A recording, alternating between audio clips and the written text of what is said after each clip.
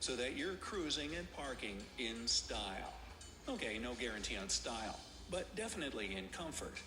Let's start off with the easy stuff, the stuff you probably take for granted or just fallen into the habit of forgetting to do if you've been driving for a while, like adjusting your seat.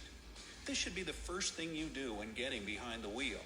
Making sure your seat is positioned the best way for your body will make driving safer and less exhausting, even on short trips. You want to adjust the height of the seat so that you can see the dash panel and the road clearly. If you happen to be a bit on the shorter side and can't see over the dash, even after doing everything the seat will allow, get a cushion or wedge to sit on. As for the seat's incline, keep it at about 100 to 110 degrees. I know it looks super cool when you're leaning way back like a boss, but again, comfort and safety over style, folks. The headrest should be adjusted so that your head is right smack dab in the middle of it. This will help prevent a bad neck injury in case of an accident. Next, mirrors.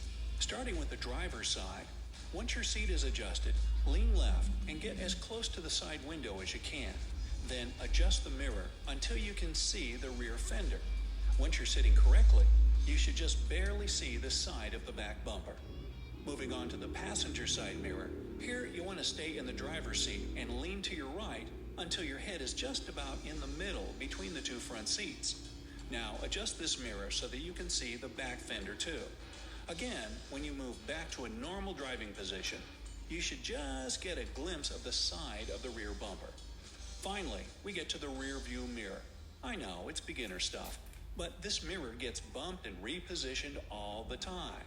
It's always a good idea to take just a second to adjust the rear view mirror and make sure it shows a perfectly centered view of your back window.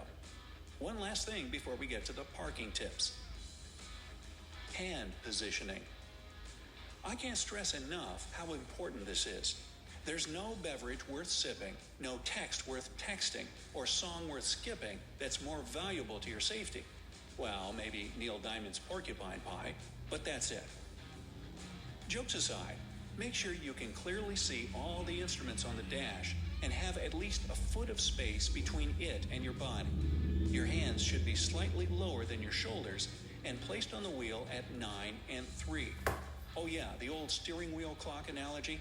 Imagine the wheel like the face of a clock, not the digital kind on your phone, but the old-fashioned analog types. Ask your grandpappy about it. Left hand at 9, right hand at 3, and there you go. You might prefer 8 and 4, and that's okay too. Just remember that the old 10 and 2 position they used to teach is no longer the go-to, because in the event of an accident, the airbag can send your hand shooting right into your face. And what sounds like the most epic face palm ever is pretty serious. You can break bones. All right, Brightsiders, on to parking. Cue the horror music. Okay, before we get to the ultimate challenge of parallel parking, let's start with 45-degree parking. You need this trick whenever you pull into a parking lot and the spots are kind of slanted, hence the whole 45-degree thing. First, make sure you're going down the aisle the right way. The spots should be slanted down toward you, not away from you. Hey, I've seen people try to park their car after coming in from the wrong direction, and it's an embarrassing struggle to say the least.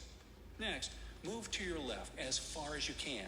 Keep moving until your right side view mirror is lined up with the left tail light of the car on your right-hand side. After that, turn the wheel to the right and pull into the spot. You might have to straighten it out a bit, especially if you have a longer vehicle. The next level up from that is perpendicular parking. This is kind of similar, but the parking spots aren't angled. They're your typical straight line variety. Again, start off by getting as far to the left as you can. Watch out for incoming cars first. The further you are to your left, the easier it's going to be. Align your right side view mirror with the right line of the parking spot. Then cut the wheel to the right and pull in. Turn the steering wheel to the left and straighten the car. If you follow the right mirror with right line trick, you shouldn't have to back up and straighten the car out too much. Next up, backing into a parking space. I feel like there are two types of parkers in this world, those who pull in and the ones who always back in. And that one guy named Peter who walks around in a spider costume. You know, Peter Parker parked a pod of prickly Priuses.